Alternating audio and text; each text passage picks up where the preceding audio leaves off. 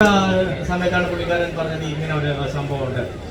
അപ്പം ഞാൻ അതിലെങ്ങനെ അപ്രോച്ച് ചെയ്യേണ്ടതെന്ന് വെച്ച് കഴിഞ്ഞാൽ അപ്പോൾ പുള്ളിക്കാരൻ നിങ്ങളുടെ CV അയക്കുന്നു പറഞ്ഞു. അത്രേ ഉള്ളൂ, CV അയക്കുന്നു പറഞ്ഞു. ഓക്കെ, അപ്പം ഇത് പറയുന്ന സമയം വെച്ച് കഴിഞ്ഞാൽ എനിക്ക് തോന്നുന്നു ഉച്ചയ്ക്ക് ഒരു 3 മണിക്കാണ് പുള്ളിക്കാരൻ CV അയക്കാൻ വേണ്ടി പറയുന്നത്. ഞാൻ അന്ന് രാത്രി തന്നെ ഇരുന്ന് ഞാൻ CV എങ്ങനെ അയച്ചെന്ന് വെച്ച് കഴിഞ്ഞാൽ ഞാനൊരു വീഡിയോ CV ആണ് ക്രിയേറ്റ് ചെയ്തത്. അല്ലാണ്ട് ഞാനിപ്പം എൻ്റെ പേര് ഇതാണ്, എൻ്റെ നിക്നെയിം ഇതാണ്, ഞാൻ ഇതിനൊക്കെ 2 ഫോട്ടോസൊക്കെ വെച്ച് കഴിഞ്ഞാൽ എന്നെ അറിയപ്പെടില്ല. ഞാൻ കുറേ ഷോർട്ട് വീഡിയോസ് കാര്യങ്ങളൊക്കെ എടുത്ത് നമ്മളെ പയ്യന്മാർക്ക് അറിയാമല്ലോ, കുറേ വീഡിയോസ് കാര്യങ്ങളൊക്കെ എടുത്ത് വെച്ചിട്ടുണ്ടായിരുന്നു. ഇതെല്ലാം കൂടെ റെഡിയാക്കിയിട്ട് നമ്മുടെ നമ്മുടെ പ്രഷോ ബ്രോ ഇരുന്ന് എഡിറ്റ് ചെയ്ത് എനിക്ക് തോന്നുന്നു മോർണിംഗ് ഒരു 6 മണിയായപ്പോഴത്തേക്കാണ്, ഞാൻ ഉറങ്ങിയിട്ടില്ല അന്ന ദിവസം.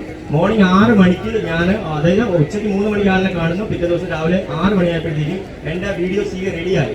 ആ വീഡിയോ CV കണ്ടു കഴിഞ്ഞാൽ ഒരുവിധപ്പെട്ട ആൾക്കാരൊക്കെ ഇമ്പ്രസ് ആവും എന്നാണ് എൻ്റെ വിശ്വാസം. അപ്പം ഞാനത് കൊടുത്തെങ്കിൽ എനിക്ക് 100% കോൺഫിഡൻസ് ഉണ്ടായിരുന്നു, ശരി എനിക്ക് ഇത് കിട്ടുമെന്ന്. അത് കഴിഞ്ഞിട്ടെന്ന് വെച്ചാൽ അപ്പോഴത്തേക്കും ഞങ്ങൾ എറണാകുളത്തിലോ പിന്നെ സ്റ്റുഡിയോ കച്ചോപ്പിംഗ് എന്ന് പറഞ്ഞിട്ട് എറണാകുളത്തൊരു സ്റ്റുഡിയോ, അത്യാവശ്യം ഒരു ഹ്യൂജ് ഇൻവെസ്റ്റ്മെന്റ്, ഒരു വലിയൊരു സ്റ്റുഡിയോ തന്നെ സ്റ്റാർട്ട് ചെയ്ത് അതിന് ഓപ്പണിംഗ് ഒക്കെ ആയി വരുന്ന സമയമാണ്. ആ സമയത്താണ് എനിക്ക് ഈ ബിഗ് ബോസിൻ്റെ ഈ CV അയക്കാൻ കൊടുത്തത്.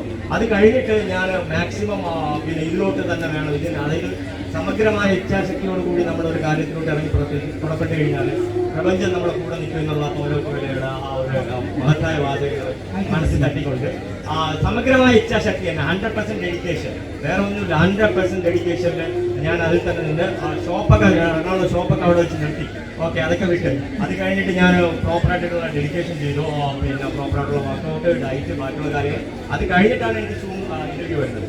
അപ്പം സൂം ഇൻ്റർവ്യൂവിൽ അവർ കുറേ ക്വസ്റ്റ്യൻ ചോദിച്ചു, ഞാൻ എല്ലാത്തിനും ആൻസർ ചെയ്തു. അത് കഴിഞ്ഞിട്ട് ഡയറക്റ്റ് ഇൻ്റർവ്യൂ ഉണ്ടായിരുന്നു. ഡയറക്റ്റ് ഇൻ്റർവ്യൂ എനിക്ക് തോന്നുന്നു 1 മണിക്കൂർ 30 മിനിറ്റോ 20 മിനിറ്റോ ഉണ്ടായിരുന്ന ഇൻ്റർവ്യൂ ആണ്. ആ ഇൻ്റർവ്യൂ ഞാൻ പാസ്സായി. അത് കഴിഞ്ഞിട്ട് സൈക്കോളജിസ്റ്റ് എന്നെ വിളിച്ചിട്ടുണ്ടായിരുന്നു ലാസ്റ്റ് കുറഞ്ഞ മുമ്പ്.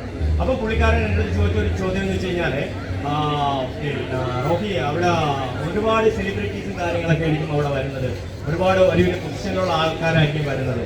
അപ്പോൾ അവരൊക്കെ വരുമ്പോഴത്തേക്കും റോക്കി അത് എങ്ങനെ ഹാൻഡിൽ ചെയ്യുമെന്ന് വെച്ചു. അപ്പം ഞാൻ പറഞ്ഞൊരു വാക്കെന്ന് വെച്ച് കഴിഞ്ഞാൽ പുള്ളിക്കാരൻ ഹിന്ദിക്കാരനാണ്. ഞാൻ പറഞ്ഞത് കിസി സെ കം നെയ്യ് കിസി സെ കം നെയ്യ്, നമ്മൾ ആരും ആരെക്കാളും ചെറുതല്ല അല്ലേ. ആൾക്കാർക്ക് അങ്ങനെ ഒരു വിചാരം ഉണ്ടാവും, അല്ലെങ്കിൽ നമ്മുടെ ഹൈറ്റ്, നമ്മുടെ വെയിറ്റ്, നമ്മുടെ കളറ്, നമ്മുടെ ഗ്ലാമർ, നമ്മുടെ ബാക്കിയുള്ള നിറം, ഇൻസെക്യൂരിറ്റി ഫീൽസ്, അതാണ് ആൾക്കാർ അതായത് പബ്ലിക്കിലോട്ട് പോകാൻ അല്ലെങ്കിൽ മടിക്കുന്നത്. ആൾക്കാർ മടിക്കുന്ന വെച്ചാൽ എന്നെ കൊണ്ട് ഇത് പറ്റുമോ അല്ലെങ്കിൽ എന്നെ കൊണ്ട് ഇത് പറ്റത്തില്ല, അതൊക്കെ എടുത്ത് കളയുക. കാരണം വെച്ച് കഴിഞ്ഞാൽ എലോൺ മസ്ക് ആയിരുന്നാലും ശരി, നമ്മളായിരുന്നാലും ശരി, നമ്മളെല്ലാവരും ഒരുപോലെ ഈ ഭൂമിയിൽ വന്നിട്ടുള്ള ആൾക്കാരാണ്. ആൾക്കാർക്ക് ഒരാൾക്ക് അച്ചീവ് ചെയ്യാൻ പറ്റുന്നുണ്ടെങ്കിൽ നമുക്ക് അച്ചീവ് ചെയ്യാൻ പറ്റും, ഉറപ്പായിട്ടും പറ്റും. എഫോർട്ട് അത് ഭയങ്കര ഇമ്പോർട്ടൻ്റ് ആണ് കേട്ടോ. ഞാനിപ്പോൾ പോയിട്ട് തിരിച്ചു വന്നിട്ട് ഞാൻ വലിയ എഫോർട്ട് നടത്തി, കുറച്ച് മടിയനായിരിക്കുക, അത്യാവശ്യം ഫുഡൊക്കെ കഴിച്ച് വീട്ടിൽ കിടന്നു തുടങ്ങി അങ്ങനെ ഇരിക്കുക. എൻ്റെ ഒരു ഹാങ് ഓവർ കാര്യം വെച്ച് കഴിഞ്ഞാൽ മെന്റൽ പ്രഷർ കുറച്ചുണ്ടായിരുന്നു. അവിടെ നിന്ന് ഇറങ്ങുമ്പോഴത്തേക്കും ചെയ്യാനുള്ളൊരു ഫീൽ ഉണ്ടായിരുന്നു, കുറെ കൂടെ ഒക്കെ ചെയ്യാൻ പറ്റുമായിരുന്നു, ചെയ്തില്ലല്ലോ എന്നൊക്കെ ഒരു വിഷമമൊക്കെ ഉണ്ടായിരുന്നു. ഇപ്പൊ അതൊന്നും ഇല്ല, ഇപ്പൊ അതൊക്കെ മാറിയിട്ടുണ്ട്.